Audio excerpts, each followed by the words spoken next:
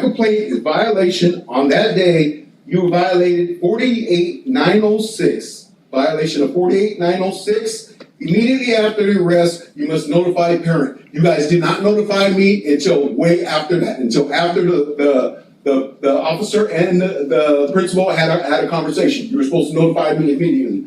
Okay, that is violation of Article 1, Section 28C, safe, secure, and peaceful school site. That was a violation of that. Okay, you violated 48911H, 1, 2, or 3. It must be in writing when you have a designatee to take over for the principal. You did not show me in writing that the officer was the designatee, so there you violated 48911H, 1, 2, or 3.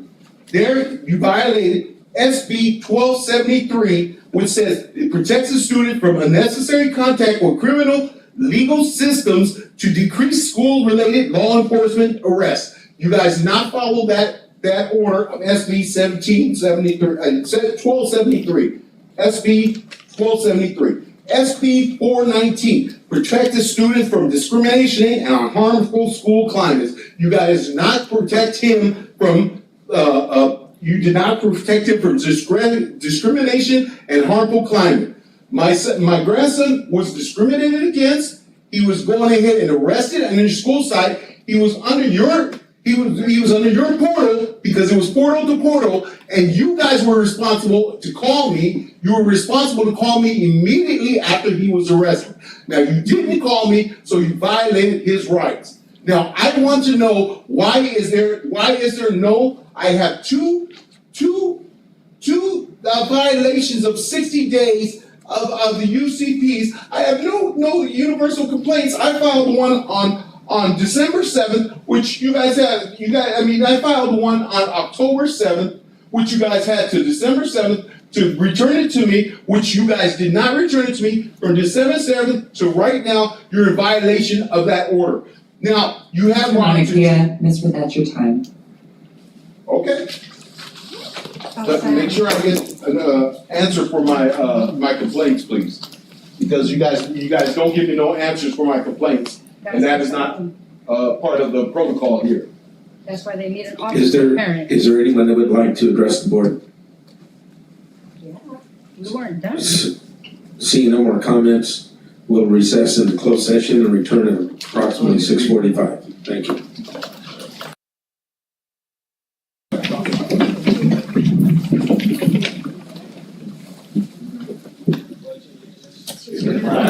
Of the United States of America, and to the republic for which it stands, one nation, under God, indivisible, with liberty and justice for all.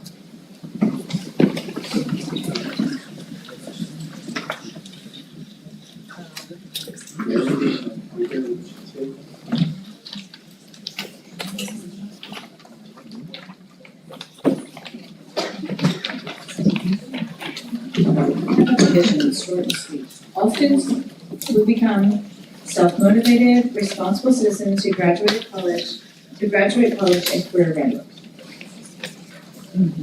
Let the roll call show that all board members are present. At this time, if we could entertain a motion to approve the agenda. Second. Moved by Ms. Jackson, seconded by Mr. Shields. Ms. Carlson? Aye. Ms. Jackson? Aye. Ms. Amy? Aye. Ms. Martinez? Aye. Ms. Ramirez? Aye. Mr. Shields? Aye. Board President votes aye, motion carries. At this time, under finance and bill. Accountability, Ms. Bettencourt?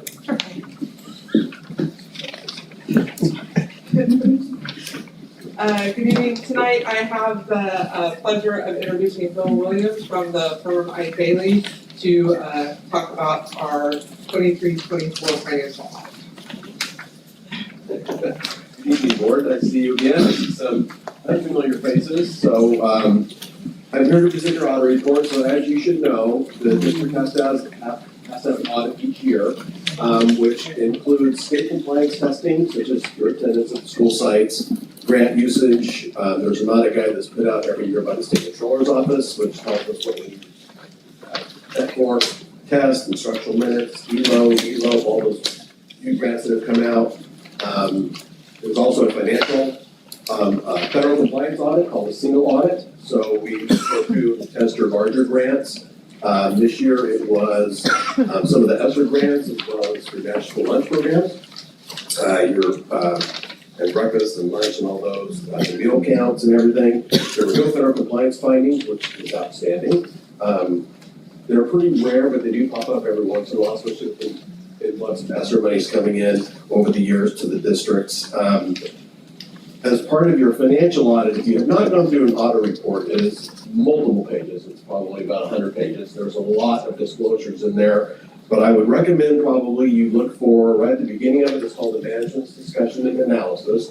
Starts on page 5, PDF page 8. It runs about 8 or 9 pages, and it's really meant to be kind of a cliff note of all of the financial information that's contained in the other 100 pages of your audit report, which are really hard to go through. But in that section there, you will see things referred to as net position. Net position is really where the district ended, all of your operating funds combined, which is how you normally see things in your unaudited actuals and your budgets, everything's broken out into different pots. When you see that position, that's everything collapsed together, including the district's capital assets, which are being depreciated like a business would, and along with your long-term obligations, such as your GO bonds for your building projects. The largest liability we like to talk about just a little bit because it does typically make your unrestricted net position deficit a negative number. And that is your aggregate net pension liability. That number is just under $200 million for Turlock Unified. And if you haven't been in the board meetings before, that is your fair share, the district share of the unfunded pension liability for STRS and FERS combined. So I just checked in the back, your proportionate share is about 0.15 of the statewide liability. So 0.15% is almost $200 million for Turlock. So that is being funded. There's no way to pre-fund that. There's no way to pay it off early. It's just a proportionate share that the districts and anybody participating in STRS and FERS had started recognizing several years ago. So pretty much ran everybody's net position down. No impact on your general fund. It's an operating cost that you pay each year. You know, you do have to deal with the rate increases. They're trying to get that unfunded pension liability down. So they're pushing those rate increases onto the employees or pushing them onto the participant employers, which is Turlock is one of them. So it's one of those liabilities that's just going to be there probably forever. The general fund ended healthy this year. I'm going to jump to the back here. Just about a 12% reserve, which is where auditors like to see things. When we start getting back down to that 3-4%, the minimum recommended, years ago, the state of California ran into some issues and it trickled down all the school districts. So auditors sleep very well when we're at 10+% for that available reserve percentage. The district's done a very good job. You're right around 12, 13, 10% over the years. That's where we like to see people stay. And with that, like I said, that large liability, again, there's nothing you can do. You can't pre-fund it. It's just there. It'll be there forever. Regarding the findings, usually new board members jump to the back of your audit report because that's where the findings are. The very last page or few pages, we have to repeat what findings were in the prior year. So there is a finding back there. It should be referenced 2023-001. We did have one audit adjustment we needed to post in the cafeteria fund this year, which that triggered a finding as well. And then there was also an ELO finding that was really common in California this year for LEAs, just that either the districts couldn't find staffing or space to fully implement the program, or it just took a long time to get that program running. So either the days weren't fully offered, or the length was a little short, but like I said, that was a pretty common finding in California, especially this year, because it was a pretty neat program for ELO. But other than that, they're doing very well. The school sites did a very good job. We have to go visit them for attendance and take a look at some of the student body information out there, and the sites are doing a very good job as well. So it's more than just the district office. It's doing a great job. Their school sites are as well. Thank you. Are there any questions from the school board? I have one question. In your audits, have you had to work with FMA federal monitoring auditing in any of your reports? Would you refer to the single audit, Mhm. federal compliance? Oh, Yes. Yes. Almost all of them, Almost all of them? yes. Okay, thank you. Are there any other questions or comments from the board?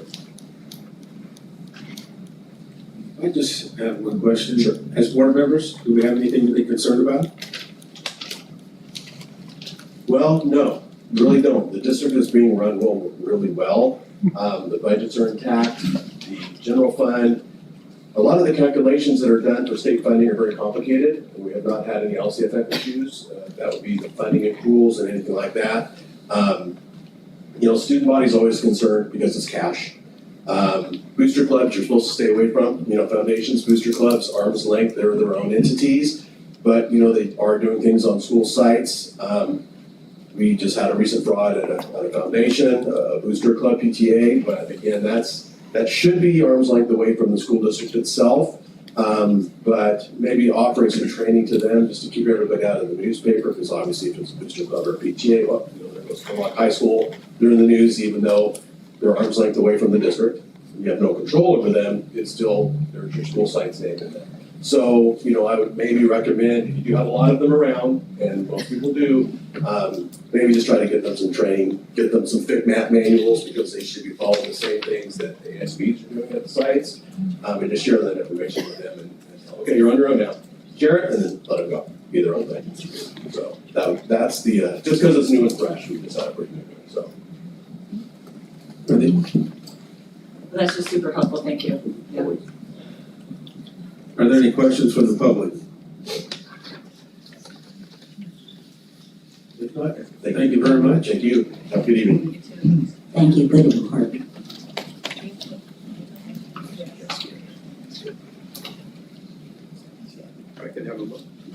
If I can have a motion. So moved.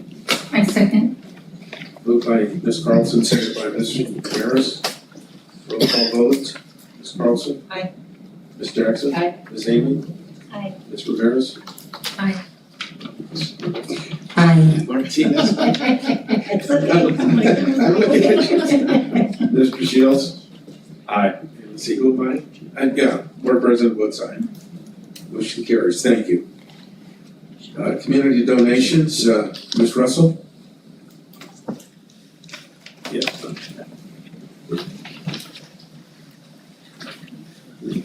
You're gonna know more about it.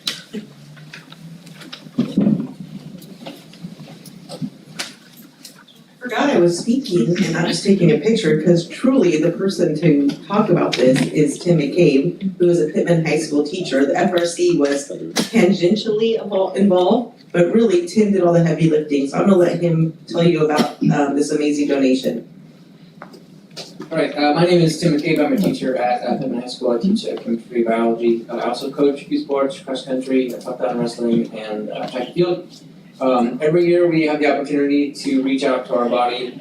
To have one hand of a donation is really nice, it looks good on paper, but to get connected with the actual families that are there is something that's pretty amazing. So every year I contact Ms. Cornell, and we put all the counselors to work, and they identify families that are known to them. It's not just a, hey, everybody come pick up. They have connections with these families, connections with the students. So there's a deeper meaning rather than just, here's a box of food or here's something for your families. Together with Enclave Community Church, we put together Thanksgiving baskets, and especially with my cross country team, we'll take the bags, which you probably saw at your doorstep, the bags with the green stickers that say Day of Hope on them. My athletes ran around and we delivered about 1,000 bags, just over 1,000 bags to the communities around Pittman and some other areas. They stay there during the week. We pick them up on a Sunday, put them in the truck, and we slowly drive and look for the bags. Kid, I see one, there's one. We keep track of them and put them on there.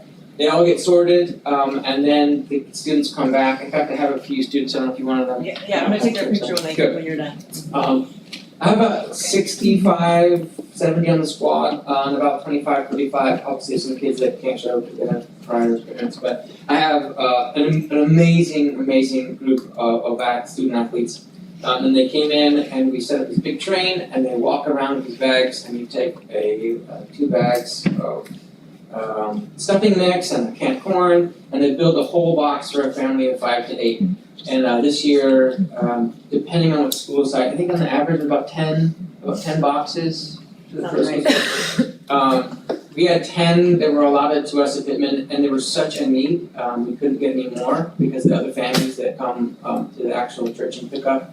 About 278 Thanksgiving boxes were made, and about 10 for each school site were given to Turlock Unified School District. At Pittman, we still needed 5 boxes, so Cornell and I kind of got together and we found some donations, and we built 5 more boxes on our own. That's the type of people you have at Pittman and at your school sites that are looking out for the actual student faces and names and families, not just here something for you. They connected, and we spent our own resources to kind of get 5 or 6 more boxes set up. So I'm extremely impressed and proud of our Pride community. Our counselors are amazing. They always do such a good job doing that. My athletes are amazing because they do a lot of work. If all I do is get them to run faster, then I kind of fail them as a coach. So getting them to step out of their comfort zone sometimes and volunteer for different things and show their love for our community, because this is our family. These are the people that we're sitting in class with that we get to feed kind of on the side, and it's good. We're providing for our own, and it's an amazing feeling. So we had, I think the values were around $109 per box. And there was, you probably have the numbers, there was a total of how many total boxes, 100 and something boxes? Well, we can look right here. Oh, I see. It is the. I'm good with numbers, I'm a chemistry teacher, but I didn't memorize all these. There you go. So, yeah. $13,080. $13,080 in food items for the families at Turlock Unified School District. So it's an amazing thing we get to be a part of every year, and I'm just so proud of the people that are involved and the smiles. And I specifically have delivered some of the boxes to some of the families from the back of my truck because they couldn't come pick them up, and to be able to walk in the door and see the grateful families are for it. That's what we get to affect. More than just grades, more than just medals. We get to keep our community thriving. So it's pretty awesome, and I'm glad to be part of it. Who are your students? This is Aberdeen Cloud. She is a cross-country learner. She's switching over to dance, so they're multi-faceted athletes. This is Christian, and Christian he's also a swimmer, so he's going to swim after cross-country. Amazing athletes, amazing hearts. I tried to get more kids. I'm like, Coach, I have this. I'm like, no one wants to see a picture of me. They want a picture of you guys. Okay. But yeah, they've been a part of every year. They've been to the Turlock Gospel Mission when we went and we fed.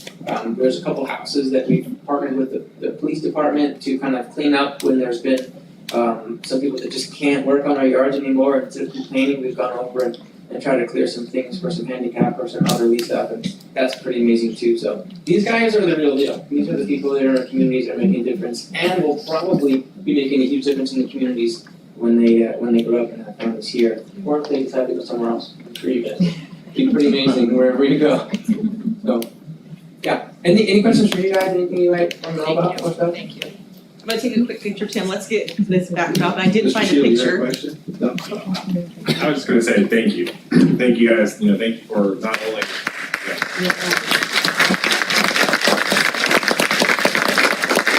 Thank you also for taking these students along with you, right? Because I know growing up here in Turlock and being involved in sports, it is so much more than just what happens on race day or game day or whatever it might be. It is a family bond that is built, and to show that to our community in the way you've done, it's truly amazing. So thank you so much for what you do. Thank you to the students, and thank you to our community for donating and coming together, because it really means a lot. So this is to your point, this is TUSD, right? That's the heart of our education system, is teaching young, men and women how to go out into the world and make a real difference. And that's making a real difference. So thank you so much.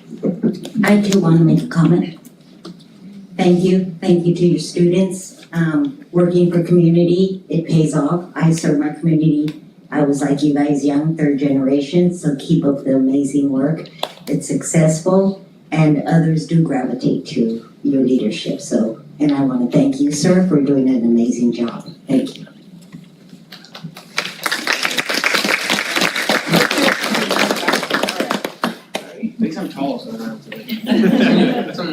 wait tomorrow then. Okay. Fernando, you're gonna be right there in the background. No, just kidding. Okay. Ready, and 1, 2, 3. 1, 2, 3. 1, 2, 3. Okay, thank you.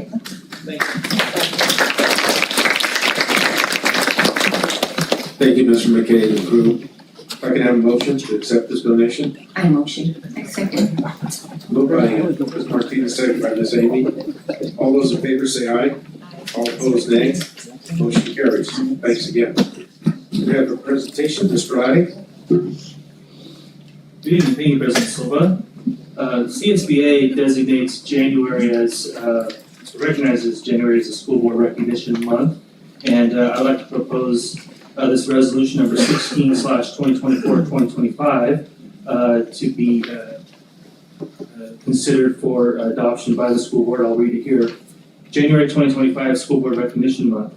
Whereas an excellent public education system is vital to the quality of life for all California citizens and communities, and whereas Turlock Unified School District board members are committed to children and believe that all children can be successful learners, and that the best education is tailored to the individual needs of the child, and whereas Turlock Unified School District board members work closely with parents, educational professionals, and other community members to create the educational vision we want for our students, and, whereas Turlock Unified School District board members are responsible for building and maintaining the structure that provides a solid foundation for our school system, and whereas Turlock Unified School District board members are strong advocates for public education and are responsible for communicating the needs of the district to the public and the public expectations to the district.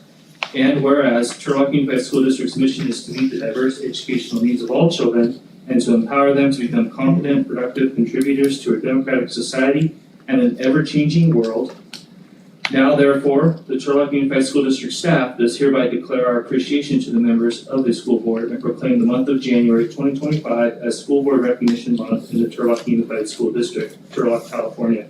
We urge all citizens to join us in recognizing the dedication and hard work of the Turlock Unified School District board members and to work with them to create an education system meeting the needs of our children. Dated today, January 7th, 2025. I would also like to point out that the work that our board members do is 100% voluntary. I very much appreciate that work. If I can have a motion to accept this. I motion. Presentation. I'll second. Moved by Ms. Martinez, seconded by Ms. Amy. Student preferential vote. Aye. Aye. All those in, this is roll call. Ms. Carlson? Aye. Ms. Jackson? Aye. Ms. Amy? Aye. Ms. Martinez? Aye. Ms. Ramirez? Aye. Mr. Shields? Aye. Board President votes aye, motion carries. Thanks again to the community. Superintendent's report. All right, thank you. Well, I don't have a whole lot to share this evening, but I do want to say welcome back and Happy New Year to everyone. Because everybody had a wonderful holiday season and was able to spend some time with family and friends. I do want to share that I had the opportunity to attend Walnut's third grade performance of The Grinch. Incredible how much confidence those youngsters have on stage presence. I get nervous sometimes back here behind the microphone, and they are just they don't take a beat. Just the confidence that those young scholars have is super impressive, and the work that our teachers do in that VAPA magnet was nothing short of amazing. I also got to attend the first of 2 CIS superintendent advisory meetings at the section office in Elk Grove the week before break.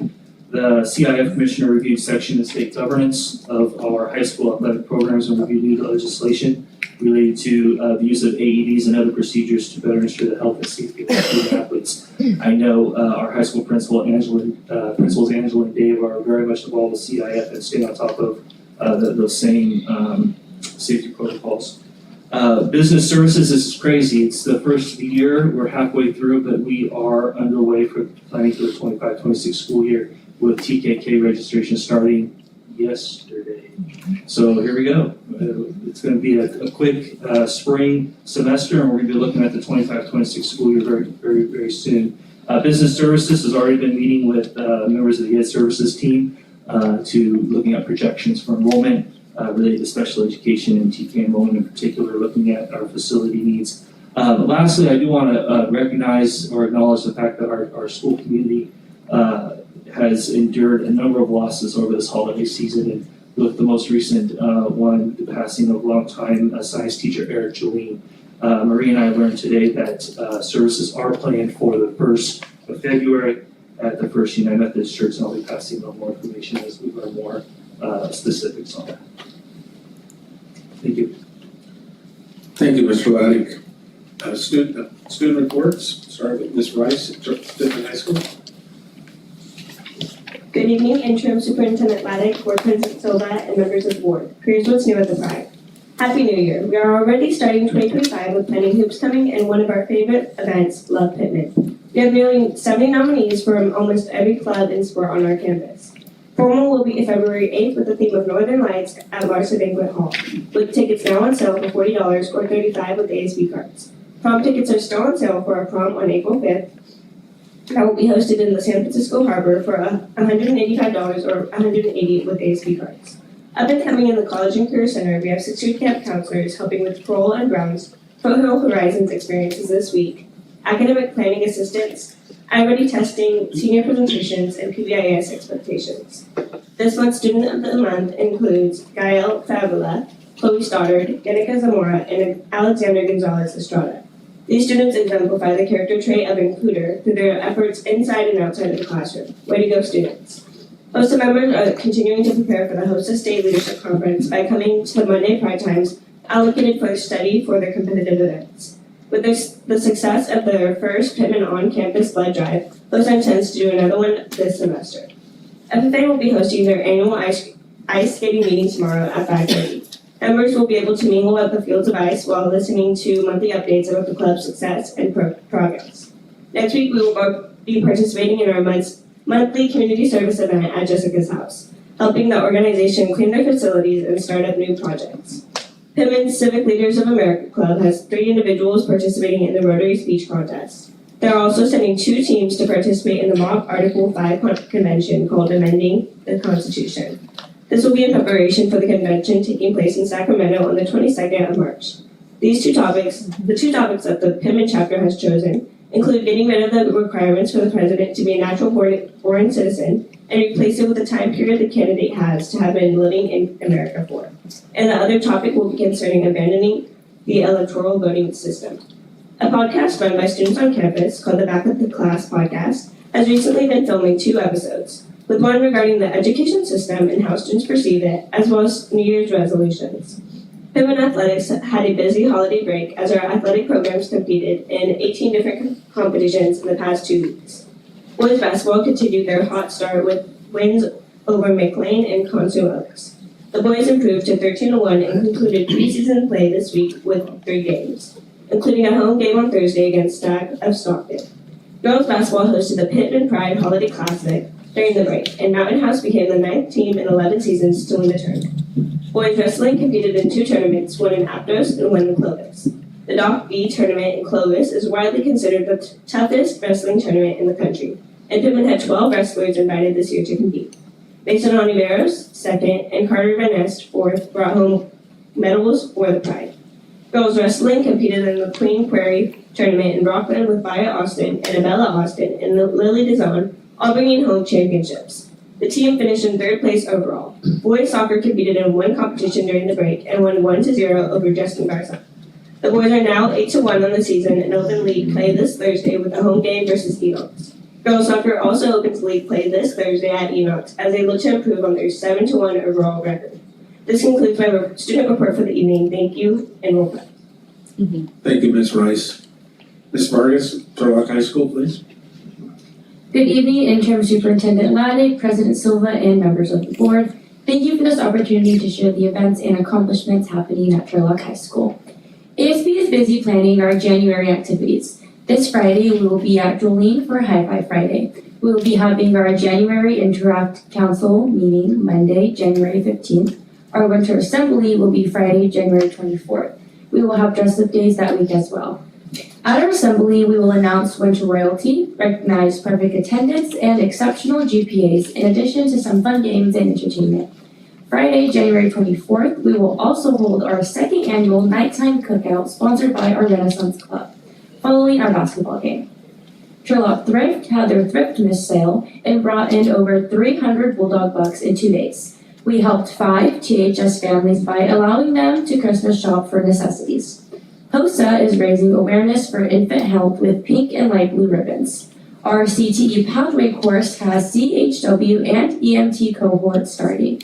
Sarah Galvin, HOSA President and Life Scout Troop 2451, is leaving Turlock High School better than she found it with her Eagle Scout Service Project of renovating the athletic training room. Thank you for your support as we serve over 700 athletes. Please let's spread the word as we complete this project this month. Our newly formed ukulele club is looking for new members. Mr. McElroy had a very generous donor to supply him with ukuleles. We are excited for this new opportunity on campus. Winter sports are in full swing, and we look forward to all of our teams being very competitive this year. Thank you. It's my pleasure to be here and represent Turlock High School. Thank you, Ms. Vargas, for your report. Announcements, Monday, January 20th is Martin Luther King Jr. Day. It's a school holiday. Tuesday, January 21st is our next board meeting here at this location via live stream. Consent calendar. Are there any questions or comments about the consent calendar? From the public? If not, if I can have a motion. So moved. Moved by Ms. Carlson, seconded by Ms. Jackson. This is a roll call vote. Ms. Carlson? Aye. Ms. Jackson? Aye. Ms. Amy? Aye. Ms. Martinez? Aye. Ms. Ramirez? Aye. Mr. Shields? Aye. And Board President votes aye. Consent calendar motion is passed. Educational services, we'll start with Ms. Shantz.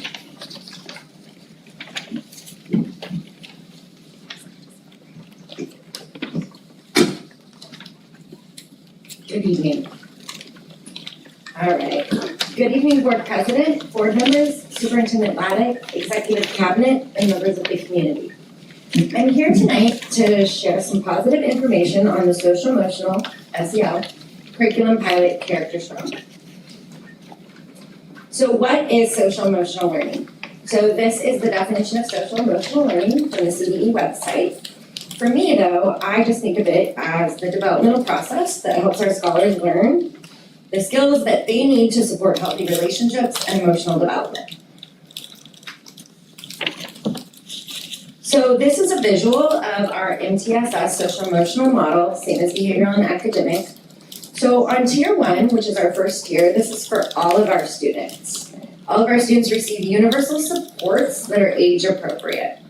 In tier 2, it's typically about 10 to 15% of our students that are showing some difficulty with these social emotional areas and social emotional regulation. So the focus of tier 2 groups is small group intervention that can be with our counselors or our mental health clinicians. Tier 2's focus is really targeted systems of support with very specific short-term goals. And then tier 3 are top 10% of our students that are more impacted and they're not responding to those tier 1 and those tier 2 supports. So they require extensive one-on-one support by a mental health clinician with very targeted longer-term goals. So the services that they receive have a much higher rate and a higher frequency. So Character Strong. There was a need that very clearly became identified last school year through multiple different sources. The need was identified through our mental health leadership team. Our various site level PBIS teams identified needing a tier 1 SEL curriculum, as well as LCAP information, various working groups across the district. We kind of kept hearing it come up in these groups. So a very clear need was established that had been communicated from our sites, our families, and our staff. So in June, we got to work and we did a working research group over 2 days. It was comprised of school psychologists, mental health clinicians, counselors, admin, and we really dove into some of these curriculums. We did end up researching the validity behind 8 different curriculums that are very commonly used, not across the state, but also within our county. And so we looked into lots of components. We really paid a lot of attention to the viability and the accessibility and implementation of the curriculum. So why Character Strong? Many SEL curriculums initially look very similar, and you really have to dive into kind of tease apart their differences. But Character Strong is for TK through 12 age students. It also has Tier 1, Tier 2, and Tier 3 curriculum. It's very easy to navigate on an online platform. There's an extensive amount of professional development, tons of resources for our family, for community members, teachers, sites, students, staff, newsletters and various different information on different topics, things families can do at home, and all of this information can be given to families in both English and Spanish, and everything for the entire curriculum is in both English and Spanish, including resources. They have monthly themes, and this aligns with our current model. Most SEL curriculums, also Character Strong, are very direct instruction related, and they have the different supports that you can shift it based on the scholar needs at that time. So pilot groups, we started the school year with kind of our pilot group 1, October, November, December, and this has been completed. We had Julian Elementary School, Cunningham Elementary School, Brown Elementary School, Wakefield Elementary School, and Roselawn participate in this pilot. The site administrators, who were all phenomenal to work with through this, did different components within their monthly staff meetings. And overall, we had an extremely positive response. The working group in June thought, okay, everybody's gonna like this, but we did not realize they were gonna like it as much as they did. So that was really rewarding for all of us.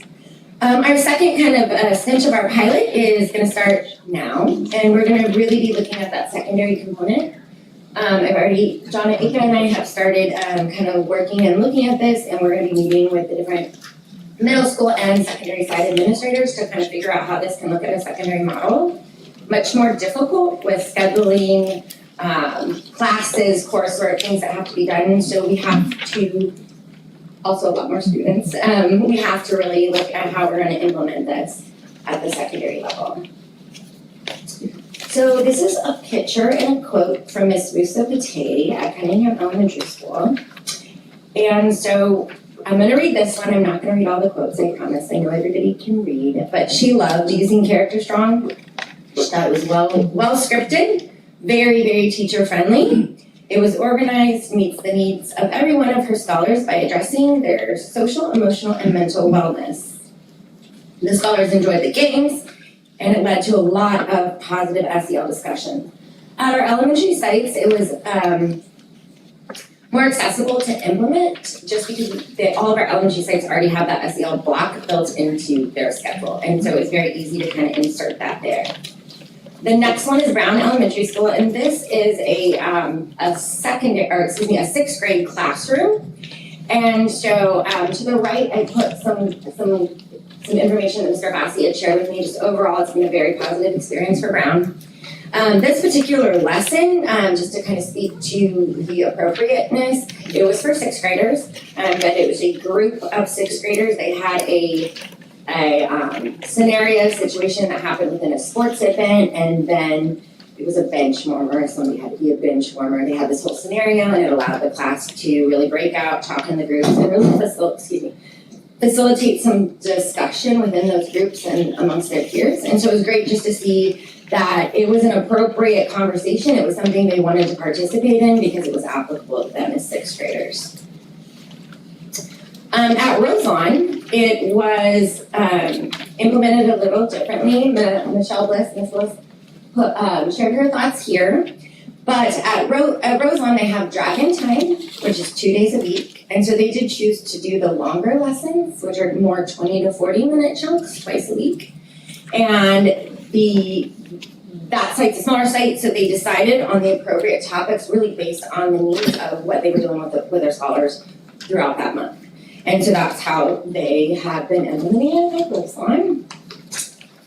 So to give you a visual, this is just a picture of the online platform.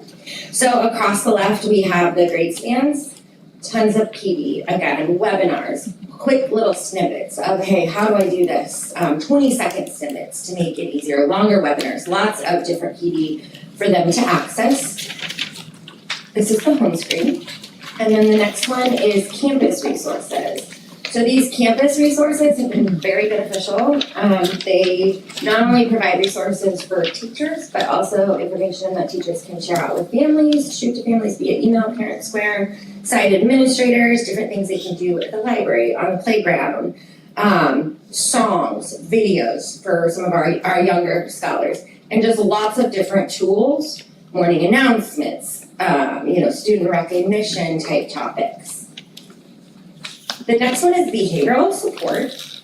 And so this focus on things that we know we as a district also are focusing on: attendance, bullying, behavioral response. Today, actually, Gil and I met with the county to kind of figure out how this is going to be implemented within all the work that the sites are doing at the Tier 1 level for their PBIS, and so that went really well. Also, there are monthly themes. They don't tell you which month they have to be. The whole curriculum really works as a theme, and then the lessons fall within that theme. And so almost all the sites that piloted came back and said, hey, almost all of these themes are the same ones we do with the district office. So next year, let's look at that and let's align them so it's not just employees in the district office, but it's also our students and our campuses. So that was a really positive thing coming from that. I have a sample lesson. I'm going to have him play my link. It's a minute 20, not even, but I think he really captures explaining what a primary lesson looks like. So I'm going to have you play that.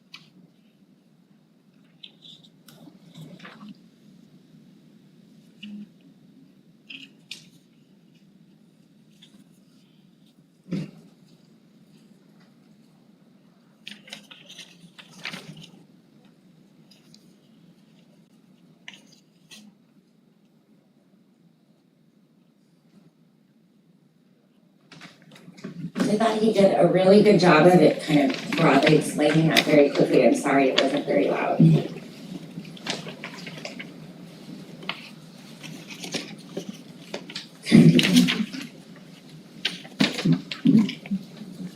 Perfect. Okay. So for secondary, the setup is a little bit different, again, just due to the makeup of our secondary classroom scheduling and all of that. They do work in full group settings. In secondary, though, you can pick the lessons. They can be 15, 20, or 30-minute increments, depending on the use. They also have 5 various flexible topics in each section, so you can really tailor it to what that group of scholars needs. And they have all the same resources as all of the elementary curriculum as well. And as I shared earlier, John and I have already started working on this, and I'm going to kind of move forward, trying to figure out how we can look at a pilot at the middle school and secondary level. So for our next steps, we'll be purchasing the curriculum for T3 through 6, and then working on that secondary pilot. I already had someone today, they were like, where's my my registration? They didn't even want to miss it for one day. So can I answer any questions? Yes, Ms. Carlson. Thank you very much, Ms. Jones. I wanted to know, when he was talking giving us kind of the overview of the lesson, he said, this is a fan favorite, this game. And it looked like a digital thing. So then all of a sudden I thought, are they doing this on their Chromebooks? No, actually, because within all of our classrooms, we have the large interactive TV, so they can do it interactively at the front of the classroom. Okay, so the teacher's facilitating that but they're interacting with each other. Yeah. Okay, that makes me feel better. And then for elementary, there are smaller group lessons as well, depending on what the teacher chooses to use. Okay, yeah. And then I think I just want to affirm the thorough research and collaborative process of choosing this one when I know there's a lot that's out there, and so I appreciate the diligence behind that, and I feel really positive about this direction. So thank you. Thank you. I don't want to take credit for that June work group. They did a lot of really hard work. A lot of them already have their doctorate or are working towards it, so they really, really took ownership of the research side of it. Ms. Martinez. Thank you, Erica. That was a very, very good presentation. It's music to my ears. PBIS is something that I was part of with the state, and it was implemented in May of 2018, so I am glad that TSUD, Turlock Unified School District, is now implementing it, and I appreciate that you gave that presentation. I do have a question on the materials that the families are able to obtain in English and Spanish. How can I obtain that? I can get you whatever you need. It's an extensive amount of materials only because we have every grade, different I would stands. love it. We have months, we have themes, so if you tell me what you'd like examples of, I can find something and get that to you, absolutely. Appreciate it. Thank you. And we are definitely going in the right direction now. Thank you. Any other questions? Yes. Mr. Shields? I guess one of my questions is when we're looking at this, how do we quantify results? What is this? How do we, is there any kind of testing that's done within this that we're seeing the results from this, that it's beneficial for the students? Or, being somebody who grew up with a lot of technology in the classroom, is it a time for me and my friends to mess around in the back, right? So that's my question, right? How do we quantify this as a result-driven aspect? Is there a results aspect of this that we can quantify? Yes and no. So when you look at social emotional learning, there's literally no physical way to measure something that's taking place within an individual, right? But you can look at different deciding factors such as behavior within the classroom, number of suspensions, number of times in and out of class. Also, when you're talking about social emotional, a key piece of social emotional is many times when people are, we've all heard this, right? When people are struggling emotionally or internally, you can't always see it and you can't always measure it. And so that's another piece of all of this, is that we know that students need this, but maybe we don't see that they need it, and maybe they can't share that they need it. But based on what staff sees and deals with, we know that there is a need for our students. We look at our changing population within Turlock, and just everything we have, and we also, as Debbie shared, this data is not only telling us that we should do this, but this is what's in the best interest for our students. So is there a quantifiable measurement like a math test? No, but you can look at the results. I will say that one of the components that did set character so much higher than everyone else, because they are all very similar, right? So it depends on what your district's looking for and what your sites need. The biggest thing that really set this aside for us was obviously just the extensive access to the bilingual materials. None of the other curriculums have that at this time. The other piece of this is when you look at mental health and social emotional components, this is something that we deal with all day, every day in special ed land, but when it comes down to it, it's our teachers that are implementing this at the tier 1 level. And so this curriculum, through I think it was almost double or triple the research of the other curriculums, the educators were the ones that said it was accessible and easy to use in the classroom. And they're the ones that are doing it. So we really need to make sure when you're dealing with something such as social emotional learning, it's not for the licensed credential mental health professionals to implement. It's tier 1, it's for our teachers in the classroom, and so it was easy for them. But in all of that research that they did, this curriculum got the fastest results over all of the other curriculum when implemented consistently. So we took the research that they did in order to determine that. Thank you so much. And again, if we can, I would love to see, when we're seeing those results, if we can in some way organize that data, right? I mean, we're in a data-driven society, and I think it's important that our constituents and the parents see that, right? When these classrooms are having these programs and how successful they are, and the teachers, if we're able to quantify that, it helps out a lot in my mind to present to somebody in the public and say, you know, we did run this program, and after this program, this classroom saw significant decreases and things like that. And I know it's hard to really Quantify, but we can get quantify it. qualitative. But yeah, absolutely. And I just think for coming from somebody who, if that we have that, it's a tool in our tool belt to be able to say this is a successful program that we can continue to invest in and continue to put the time forward. Because I do think it's extremely important, right? And to your point, again, thank you for the presentation. It's fantastic. I would really love to see that if we can. I know it puts more work on you guys, and I appreciate all the hard work you guys really do. But I think that's something that we could really use as a board to say that this program really does work. So when we have questions or concerns that might be coming up, why this is so important for our students and how it is helping them. Just those little things will always help us. So thank you so much. We can definitely do something for sure. Any questions from the public? If not, can I have a motion? Make a motion. I second the motion. Moved by Ms. Romero, second by Ms. Martinez. Let's see, this is student preferential vote on this one. Aye. Aye. Roll call vote, Ms. Carlson? Aye. Ms. Jackson? Aye. Ms. Andrews? Aye. Ms. Martinez? Aye. Ms. Ramirez? Aye. Mr. Shields? Aye. And Board President votes aye, motion carries. Ms. Johns, thank you very much. Ms. Solis, next, item 10. Good evening, Board President Silva, board members David, and executive cabinet. This evening, I am presenting an information action item on our school accountability report cards. We call them SARCs in our world.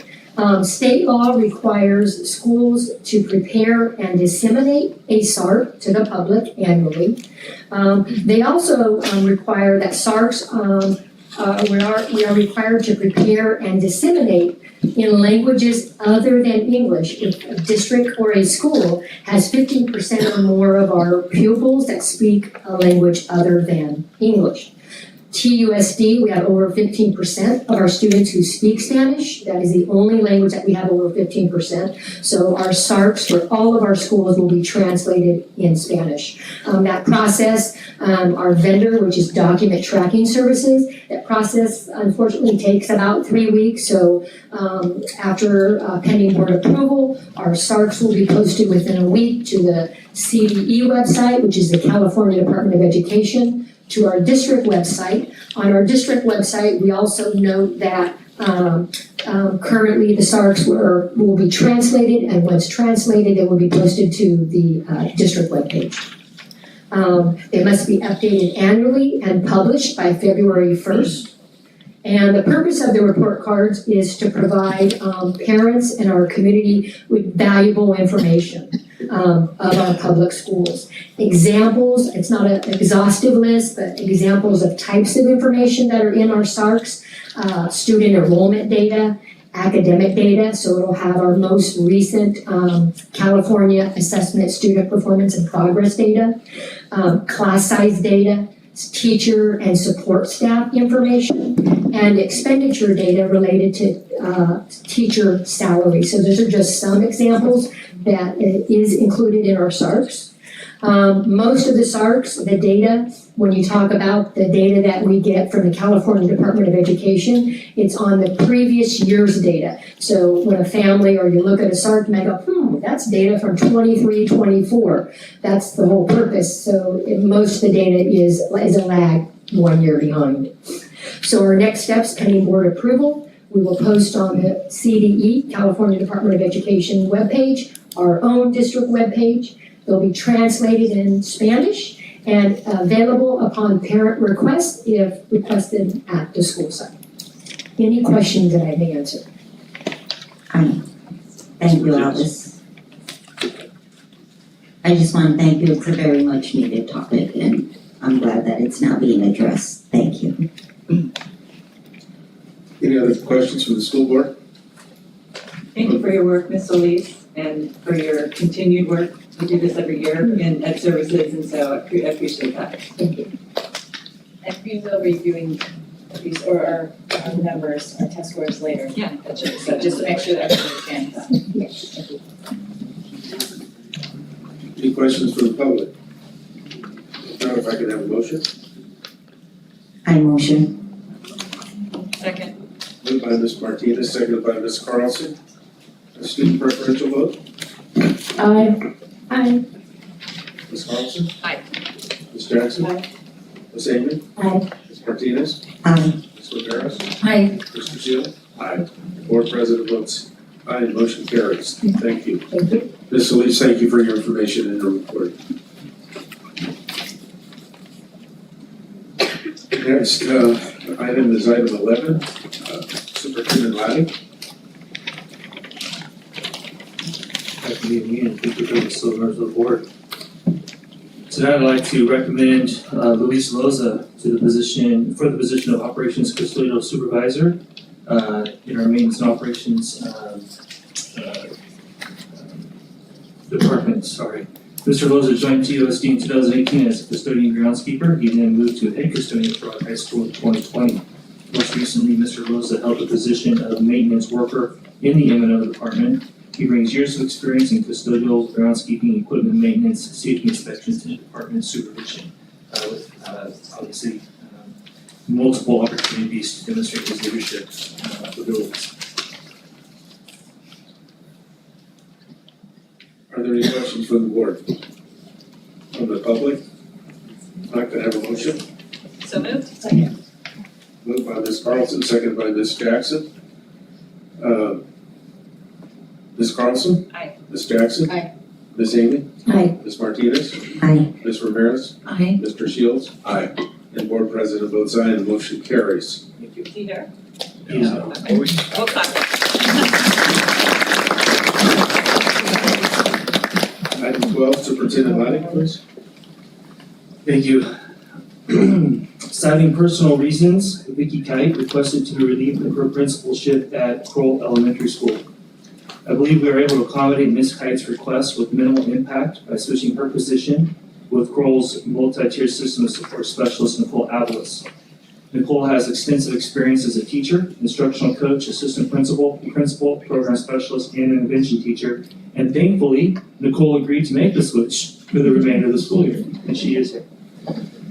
I am extremely thankful that she has agreed to take on this role. And I am confident that these are the right moves this time of year as we're able to meet both Ms. Kite's request by replacing her, or meet her request by replacing her with an experienced principal who already knows the school site.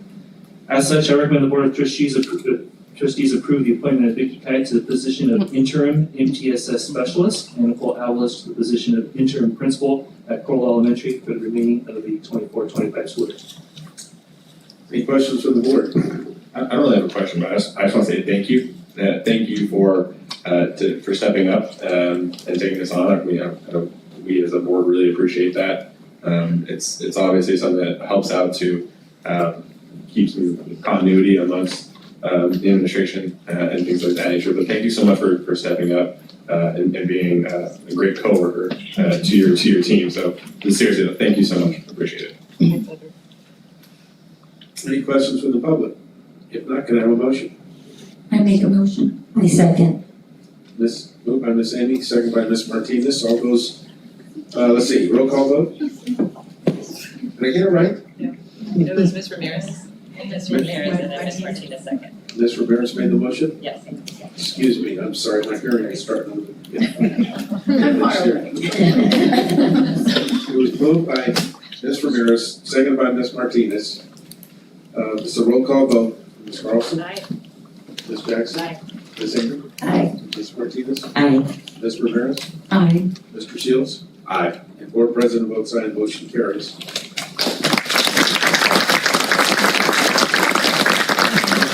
Congratulate Ms. Avalos for helping us out. That's very good. Thank you. Next on the agenda is an information item. It's a public hearing, and Mr. Silvera is going to help me out here. Good Good evening, President Silva, trustees, Superintendent Laddick, Executive Cabinet, and members of the community. On December 17th, you were presented with the Sunshine proposals for reopener contract negotiations from both CSEA and the district. As required by government code, the public must be given the opportunity to provide comments on these proposals. It's recommended that the board president declare a public hearing to invite and consider any public comments regarding the two Sunshine proposals. The first, as item 13, is from CSEA, and the second, as item 14, is presented by the district. Before the public hearings are open, I'd be happy to answer any questions of the board. Are there any questions from the board? From the public? And we'll do these one at a time. I'd like to open up the first public hearing on item 13. So to the public, any comments from the public? If not, we'll close that public hearing. Go on to the next one for item 14. Open up this public hearing. Are there any questions from the public? If not, we'll close that public hearing. And let's see, so just information. We want to thank you very much for your time and information provided. Let's see, board reports, Ms. Carlson. No report tonight, thank you,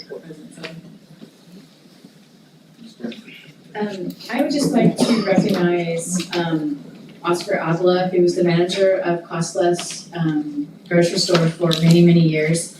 He was a huge supporter of our schools, of both Turlock High and Pittman High, giving us all kinds of ice, things that we needed, as well as the schools on the west side at Cunningham, Wakefield, and Osborne. And he introduced me to his, the person who took over, and I said, you have some really big shoes to fill. And I just wanted to take the time to thank Oscar for doing so many things. The little things I know he did many, many more for our community, so I just wanted to thank him.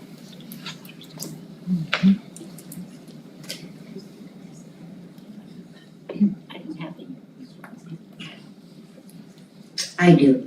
I was at the food distribution right before the winter break, and I had the pleasure to work with the fast track students, and they're amazing. Erica, you're doing a good job with life skills for those kids. They are just so amazing, and I know that with your program, they're on the right track. And so I just want to give kudos to those youngsters. Every time I have the privilege to do the vegetable section, in fact, I do the vegetable sections, thank you, Marie, because I get to work with your students, and it is so fun to work with them. So that's my report. I just want to say, it was shared already that here at Turlock School District, we are a family, right? And we care about one another, not just 9 to 5, but it just seems that the magic happens after we go home. And I say we go home, we don't necessarily go home. It's the continued support of the community, of the admin, of the teachers, of the support staff, because we are vested. We are vested as a community. And I just want to continue to do so. We've had some tragedies, we've had some celebrations, and when one suffers, we all suffer. When one celebrates, we all celebrate. And I just want to continue to say that we are committed to supporting the community and staff and the teachers, and of course our families and our scholars. Thank you. Yeah, I just have a short kind of report. I was able to attend with my family the funeral for the Lorenco family, and man, I hope I never have to go to another funeral like that in my life. That was probably one of the hardest days of my life, and I will absolutely never forget it. But I will say it was a beautiful service for that family, something that they very well deserved, and I kid you not, thousands of people. I regularly attend Our Lady of Assumption Church. I have never seen that many people in that church. And not only were they in the church, they were in the hall watching the live stream. I've never seen people park a quarter mile down the road to walk into a funeral. And man, that family, what they've been through, I cannot imagine. But I wanted to thank Interim Superintendent Laddick, Board President Silva. I did see both of you there. I didn't come down and say hi, but I want to thank you guys both for attending as well. And just continue to keep that family in your prayers, because they're still one of the members of that family. They're still fighting, and so please don't forget them. Continue to pray for them. And I just wanted to say that I'm extremely thankful for our community that comes together in times like that. I know I said it at the last meeting we had, but our students at Pittman High and our educators that taught that family, it's very clear that they had a massive impact on our community, but also your impact on the students and their families is huge. So thank you to the paraprofessionals, the teachers, the administrators who work with these students, because really they're a lot of the day. They build a lot of relationships, and it was clear to see that looking down at where I was at during the funeral, to see how many students were there with their parents. It's just the community that TUSD has is very, very special. And that goes to a large part the people here in this room and the people who teach them and work with them and drive them to school on the buses and things like that. So thank you again, and that'll finish my report. I think Ms. Romero's hit on the head as far as our extended family, our family. It was shown at the Lorenco family funeral, the Gale family services, and the loss of Mr. Julien. I was astounded by the number of people from not only our district, but the students in our community that supported those families. With that, I'd like to wish everybody a happy New Year, and hopefully we won't have those kind of losses. First time I've ever been to a funeral with 4 coffins was the Lorenco family. That's a tough one. That's the way it goes. I guess there's a reason for the season. Anyway.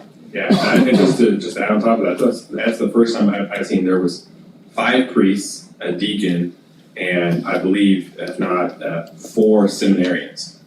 And I mean, if you know the Catholic Church, that is a lot of officiants to be in one place, and it was very, very special. So. I'd like to call for adjournment. Have a motion? So moved. Second.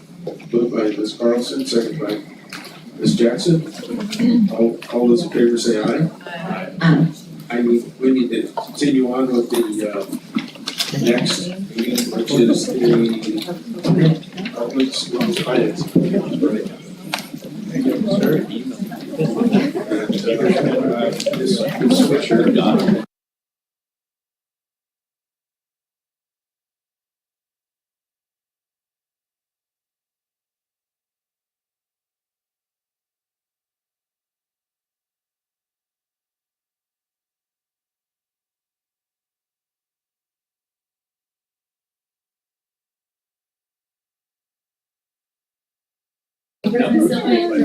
Superintendent Laddick, members of the board, cabinet, student representatives, and fellow last meeting, I presented the informational item on the Turlock School Financing Agency.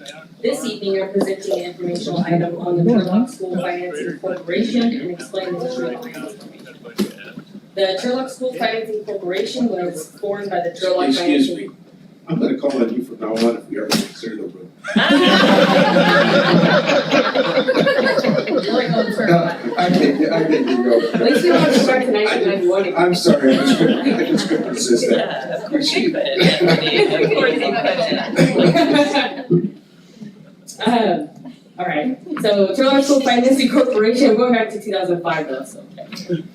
Was formed by the Turlock Financing Agency in 2005 to help with the funding for modernization and new construction projects. The JPA, or Joint Powers Agency, advanced the projects by issuing COPs, or Certificate of Participation, to represent proportionate interest in rental or lease payments for the new debt. The corporation is governed by the elected board of TUSD ex officio. The corporation is considered to be a separate legal entity from the school district and has the power to elect its leadership, which is done annually, and has traditionally been the TUSD president and clerk. Are there any questions I can answer? If that will go into the election. And we can do this all at one time. So president would be myself, Anthony Silva. Vice president would be our clerk, Lori Carlson. Secretary would be Superintendent Laddick.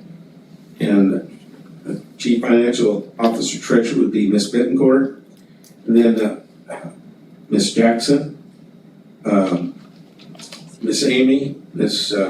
Martinez, Ms. Ramirez, and Mr. Shields. And if I can have a motion. So moved. Second. Moved by Ms. Carlson, second by Ms. Jackson. All those in favor, oh, wait. Ms. Carlson. Aye. Ms. Jackson. Aye. Ms. Amy. Aye. Ms. Martinez. Aye. Ms. Ramirez. Aye. Mr. Shields. Aye. And the board president votes aye. If I can have a motion to approve the agenda. So moved. Second. Moved by Ms. Carlson, seconded by, who did I catch you? Ms. Ramirez? I'm sorry. That's fine. Okay, all those in favor say aye. Aye. Aye. Opposed, nay. Board president votes aye, motion carries. There are no written or verbal communications, no consent calendar. Now we need a motion to, we need to, Oh, yeah, we have the minutes on we the do consent calendar. we do have the minutes. Move to approve the consent calendar. Second. All those in favor say aye. Aye. All those opposed, nay. Aye. Board president votes aye. It is. Motion carries. We can move this thing. Okay.